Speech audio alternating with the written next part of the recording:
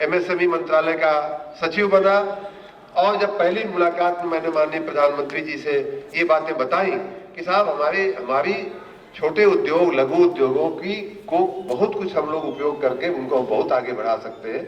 उदाहरण के रूप में मैंने 2 चीजें उनको बताई थी। एक, हमने कहा कि ये आपके टेबल पर जो स्प्रे रखा हुआ है, इसको जो आप दबाते हैं तो आपके हाथ में स्प्रे आता है, वो हम लिक्विड तो बनाने लगे, हमने थोड़ा सा मेहनत किया तो बनने लगा था, यही कन्नौज वगैरह में बनाने लगे, बॉटल भी बन जाती है, लेकिन वो निकालने के लिए जो पंप होता है, उसका जो दबाते हैं वो पंप निकलता है, वो हमारे देश में नहीं बनता है।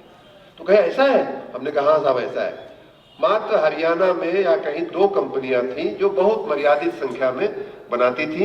इतनी बड़ी संख्या में जितना हमारे देश को आवश्यकता थी, संभव ही नहीं था उनको सप्लाई कर पाना। फिर हम लोग उसमें लगे, एमएसएमई मंत्रालय को मैंने लगाया और मात्र 20 दिन के अंदर चाइना से जो वो पंप आ रहा था उसका आना हम लोगों ने बंद करवा दिया था।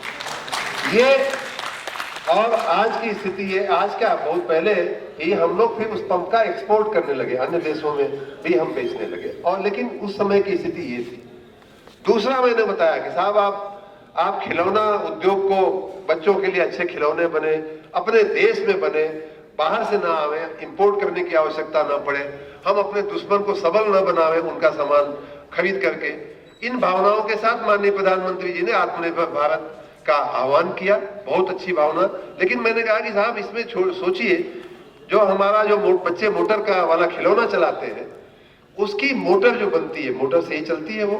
तो मैंने कहा कि साहब 1 कप चाय, किसी ने हमको 3 रुपया कहा था, लेकिन मैंने जो कहा साहब को वो इस तरह से कहा कि 1 कप चाय से भी सस्ता वो जो माइक्रो मोटर होता है वो चाइना से बन करके अपने देश में आ जाता है। तो हमारे यहाँ हम कैसे बनाएंगे?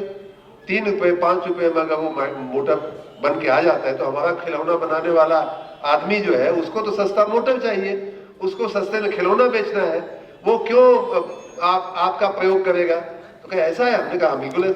तो ऐसी स्थिति में देश को हमारे 70 साल के शासकों ने ला करके खड़ा किया है कि जहां एक छोटी सी ये कोई भी साधन लीजिए। अभी दिवाली गई, मैं कई जगह ये बात बोल चुका हूं, दिवाली में जो छोटे छोटे झालर हम लोग लटकाते थे, वो झालर भी अपने देश में नहीं बनती थी, चाइना से हम लोग इंपोर्ट करते थे।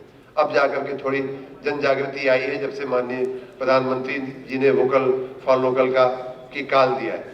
तो ऐसी स्थिति में हमारे देश को पहुंचा दिया गया।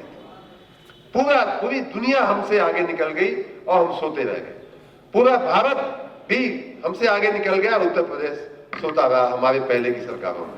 ऐसी स्थिति में माननीय मोदी जी, माननीय योगी जी जो प्रयास कर रहे हैं, हमारे माननीय विधायकगण जो प्रयास कर रहे हैं अपने अपने विधानसभा क्षेत्रों में,